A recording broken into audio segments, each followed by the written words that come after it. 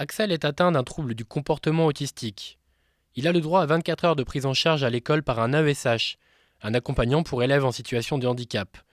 Mais à la rentrée de septembre, l'administration lui a notifié qu'il n'avait le droit qu'à 12 heures de suivi par semaine. Du coup, pendant 3 semaines, je me suis déplacée 2 fois par semaine à la MDPH, à l'académie, pour avoir davantage d'explications. Donc mi-septembre, j'ai réussi à avoir l'explication, c'est-à-dire que mon fils avait réellement le droit à UNSH à temps plein.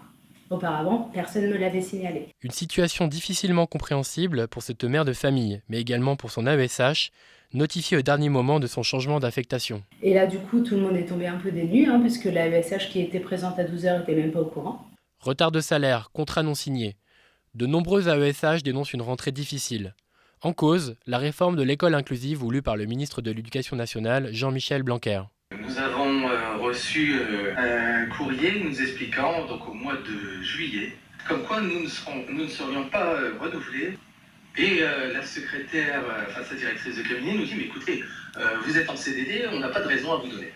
La loi est faite de la sorte qu'on n'est pas dans l'obligation, un employeur n'est pas dans l'obligation de renouveler un CDD, mais il est au moins dans l'obligation morale d'expliquer pourquoi ce CDD n'est pas reconduit. Dans le viseur des syndicats, le dysfonctionnement des PIAL, ces pôles inclusifs d'accompagnement censés faciliter la prise en charge des enfants en situation de handicap. Donc ils ont pris des AESH qui étaient dans d'autres, qui étaient affectés avec des élèves depuis de nombreuses années, ça on s'en fiche, et hop, ils ont fait les chaises musicales et ils les ont mises dans des PIAL.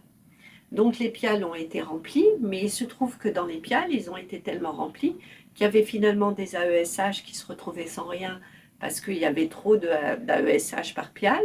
Donc ils ont repris les AESH et puis ils les ont remis ailleurs. Et puis ça jusqu'à 4-5 fois, parce qu'il y a des personnes en 2 mois qui ont changé 4-5 fois d'affectation. Des problèmes d'affectation de poste qui viennent perturber le bon déroulement des cours et posent de nombreux problèmes aux enseignants. Bon, donc cette année, j'ai ce qu'on appelait une AVS, qui travaille avec moi dans la classe.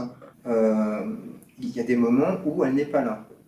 Et je vois la différence, c'est énorme en fait. C'est-à-dire qu'en fait, quand elle est là, l'enfant travaille, il est cadré, et lorsqu'elle n'est pas là, il est perdu en fait. Il est perdu, il se lève, il ne travaille pas, il perd son temps entre guillemets. Si on a un cas d'enfant autiste, on ne sait pas comment c'est très particulier en fait. Il y a des handicaps qui sont très particuliers. Donc comme on n'a pas de formation, on est amené à faire des erreurs.